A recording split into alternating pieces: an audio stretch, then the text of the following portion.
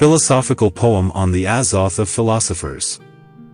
Extract from the book Azoth by Basil Valentine. If art could create the principles of things, as he can accomplish the enclosed powers, and created principles, and multiply them, nature at the feet of art would come to humble itself, whereas in front of her he bends and bows. Because if he has glory, it is the origin, as master expert, and he as expert assistant. She does her oppressed, after which he serves her. The next principles of which this great worker composes metals the raw material, and those whose elixir through art I must form. For imperfect bodies the flaws reform, are in being, in substance, and uniform virtues, equal in quality, but different in shape. Nature prepares them, and preparing them, it makes our eyes look different. In the center of the earth she keeps her shop, or of an admirable machine she assembles and manufactures.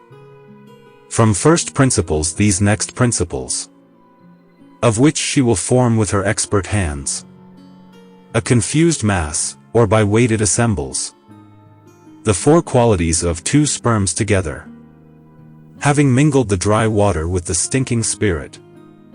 Her furnace she inflames, and goes transmuting them in a smoky substance, or vapor which ceaselessly ascends if some opposite obstacle does not lower it.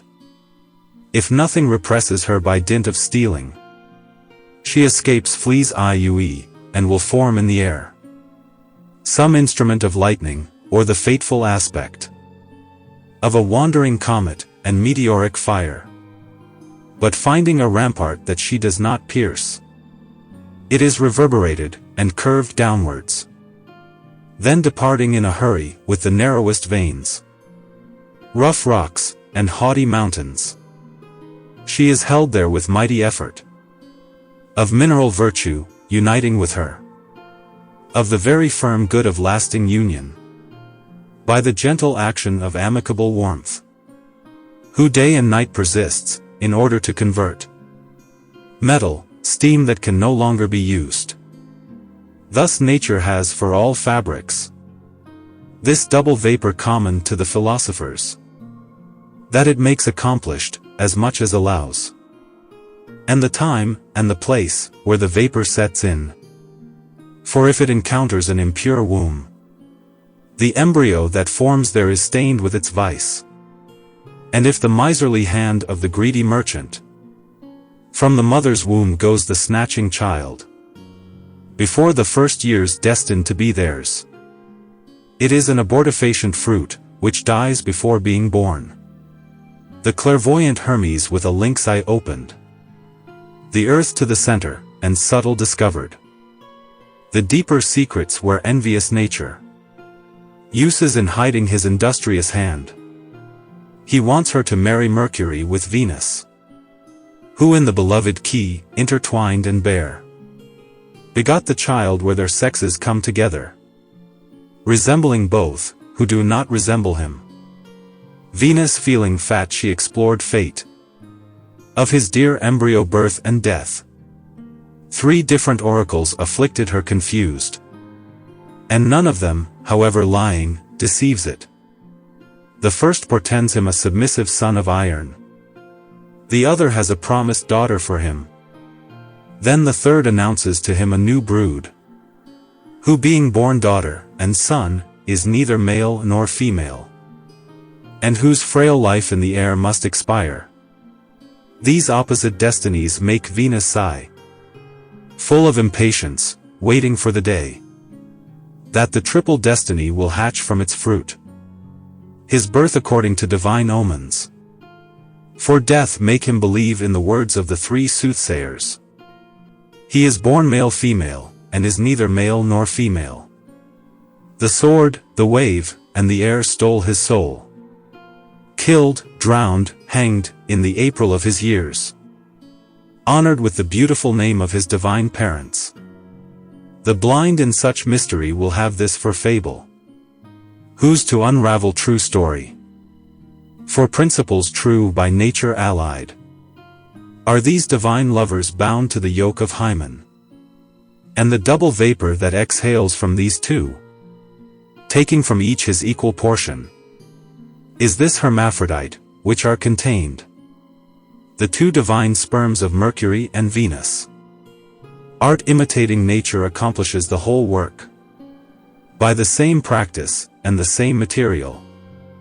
In the belly of a clear vase, like a round globe, the agent to the patient well purged uniting, from which the fire gives birth to a subtle vapor, who many times rises, and many times distills, deanimating the bodies that will produce it.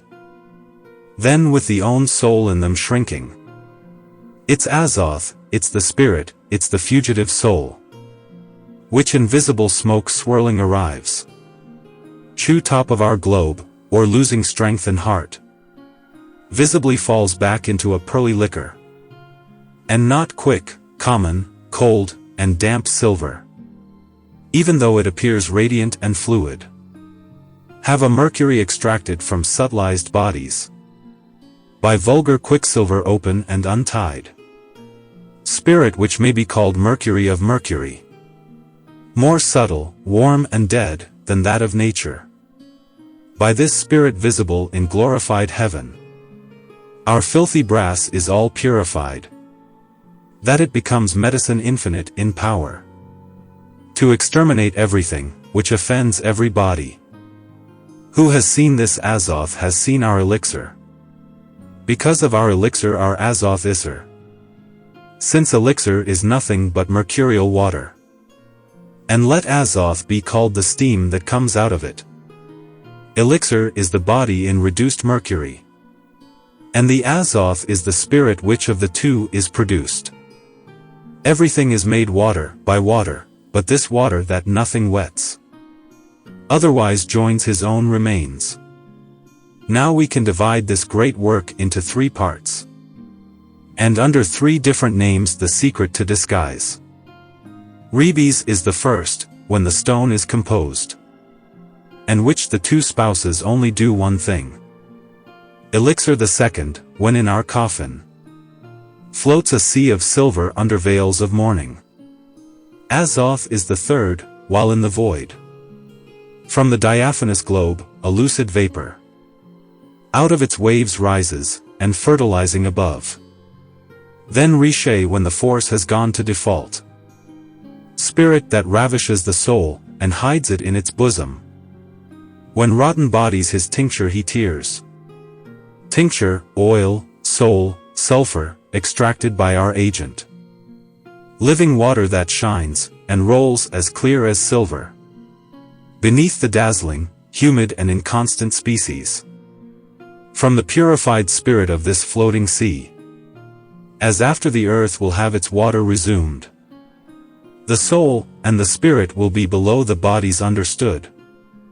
Body, and earth where gold must die and rot, like the human sperm in the human womb. We see the plants produced by the earth, by putrefaction being in the ground reduced. Earth which by virtue of the first surpasses, by its salt which animates it, and which makes it fatter.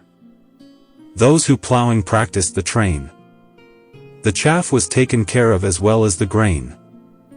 For rotten straw into fat converted, rejoins the earth, and gives it life. Who's after his own grain, in such a sown field, is more abundantly produced and animated. The metals, from Mercury, drew their seed. He is their own land and he alone in power, to reduce them in him by putrefaction, to give the perfect more perfection. For our bodies submerged in the waves of Mercury, and transmuted into him by his own decay, are the fertile earth, and the fruitful fields, or our beautiful sown seeds become more virtuous.